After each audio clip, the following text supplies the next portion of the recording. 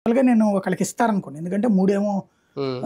ఇదే టీడీపీకి ఇస్తారు. 2+1 హ్మ్. వీళ్ళకి ఒకటి ఇస్తారు. బాలశౌరికి బీజేపీ ఒకటి వస్తదేమో తీసుకుంటారు అనుకున్నారన్న. అనుకున్నా నేను. హ్మ్. హ్మ్. కాకపోతే వాళ్ళు అనుకున్నది ఏంటంటే అబోవ్ 5 సీట్స్ వచ్చినటువంటి వాళ్ళు అనుకున్నారట. హుహు. హుహు. లేదా చే తక్కువలో తక్కువ అంటే స్టేట్స్ పరంగా ముందు వాళ్ళకి ఇచ్చుకోవాలి కదా!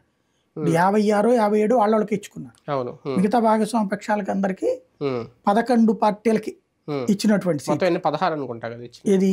మిత్రపక్షాలకి ఇచ్చిన అంటే మంత్రి 11 పదవులు పార్టీలకి 16 సీట్లు 16 ఇచ్చారు. సీట్లు ఇచ్చారు. 16 16 క్యాబినెట్ కేంద్ర మంత్రులు. మంత్రులు ఇచ్చారు. హ్మ్. అదేం చేశారు? ఒకటి క్యాబినెట్, ఒకటి సహాయ మంత్రి. అదే. హ్మ్. ఆ టైప్‌లో ఇచ్చుకొచ్చారు. హుహు. హ్మ్. అట్లాగా 11 పార్టీలకి కొన్ని పార్టీలు ఏంటంటే మరీ చిన్నయి అయినప్పుడు ఇప్పుడు లోక్ జనశక్తి ఉంది. హ్మ్. హ్మ్. చిరాగ్ పాశ్వాన్ ఒకటి ఇచ్చారు అతనికి. హ్మ్. ఇప్పుడు రెండే కాబట్టి ఆగినట్టున్నారు. హ్మ్. లేదా పవన్ కళ్యాణ్‌కి చెప్పారేమో ముందే. హ్మ్. ఆయన చెప్పాలి క్లారిటీ. హ్మ్. అవును. ఏది వాళ్ళకి ఆయన్ని అడిగారా? హ్మ్. ఆయన వద్దన్నారా? హ్మ్. లేదా ఆయన్ని అడగలేదా? లేదంటే ఆ పార్టీ తరపున ఒక రాజ్యసభ హామీ తీసుకున్నారా అదే. భవిష్యత్తులో? అంటే రాజ్యసభ వాళ్ళు ఇయ్యరు. హ్మ్. రాజ్యసభ తెలుగుదేశం ఇయ్యాలి. అదే. అవును. ఇక్కడి ఆ! నుంచి కదా రాజ్యసభ హ్మ్. అనేది. హ్మ్. అక్కడి నుంచి హ్మ్. రాదు కదా! హ్మ్. బేసిక్‌గా ఇంకొకటి ఏంటంటే పవన్ కళ్యాణ్‌కి సంబంధించి ఒక క్లియర్ ఉంది.